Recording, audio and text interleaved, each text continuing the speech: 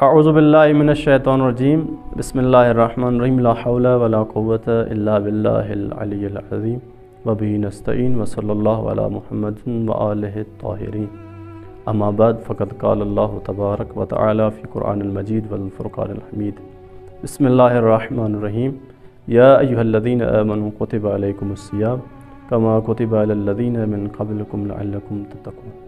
امام جواد علیہ السلام فرماتے ہیں کیونکہ رمضان ایک نعمت ہے، اس کا شکر ادا کرنا چاہیے۔ امام فرماتے ہیں نعمت لا تشکر کسیئۃ لا تغفر، کہ وہ نعمت جس کا شکر ادا نہ کیا وہ اس گناہ کی مانند ہے جس کا استغفار نہ کیا گیا ہو۔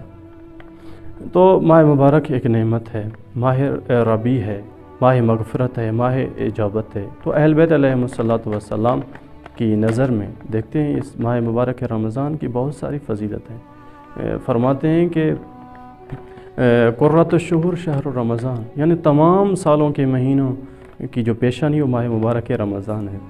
ایک اور روایت آپ کے سامنے نقل کرتا چلوں کہ مولا امیر المومنین علیہ السلام فرماتے ہیں ان ھذا الشہر شہر کفضلہ اللہ علی سائر الشہور کفضلنا اہل بیت علی سائر الناس، کہ ماہ مبارک رمضان کی فضیلت دوسرے مہینوں کو بنسبت اس طرح ہے جس طرح ہم اہل بیت کی فضیلت تمام لوگوں پر۔ ابھی اہل بیت اور ہماری جو ہے کس طرح فضیلت ہے کہ دیکھیں اہل بیت معصوم ہیں، معصوم نہیں، وہ علم غیب رکھتے ہیں، وہ انبیاء وہ جو ہیں نائب ہیں رسول خدا کے، اور رسول خدا کے فرزندان میں سے شمار ہوتے ہیں، ان کے وصیین ہیں۔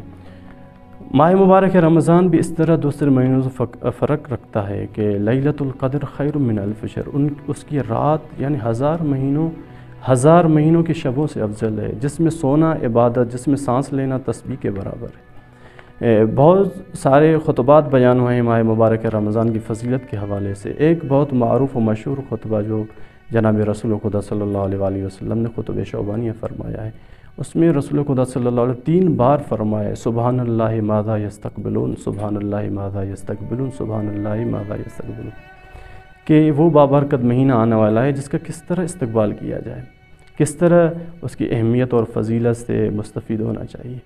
تو آگے فرمانے لگے کہ یغفر فی اول رمضان لکل اہل القبلہ، کہ اول رمضان سے خداوند متعال تمام اہل قبلہ یعنی تمام امت مسلمہ کو بخش دیا جاتا ہے۔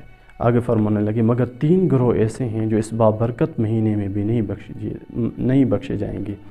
ان میں سے پہلا گروہ وہ ہے جو میرا نام سنے، مجھ پہ اور میرے آل پر درود نہ بھیجے، یعنی اس سے مراد یہ نہیں ہے کہ جو غفلت کی وجہ سے درود نہیں پڑھتے، مگر اس سے وہ مراد ہیں جو اعتقاد نہیں رکھتے ہیں، جن کے عقیدے میں محمد و آل محمد صلوات پڑھنا جس کے عقیدے میں نہیں ہے۔ دوسرا وہ گروہ جو عاقل والدین ہیں، جو اپنے والدین کی نافرمانی کرتے ہیں اور جو تکلیف دیتے ہیں اپنے والدین کو، ایک وہ گروہ۔ تیسرا وہ گروہ ہے جو اس بابرکت مہینے سے فائدہ نہیں اٹھاتا ہے۔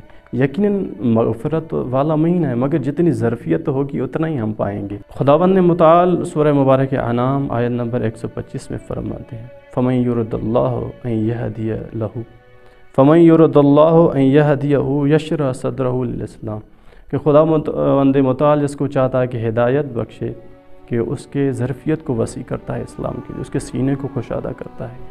تو یعنی جو شخص ہدایت پانا چاہتا ہے وہ اپنی ظرفیت کو دیکھے، جتنی ظرفیت ہوگی اتنی جو ہے وہ ہدایت پائے گا۔ والسلام علیکم ورحمۃ اللہ وبرکاتہ۔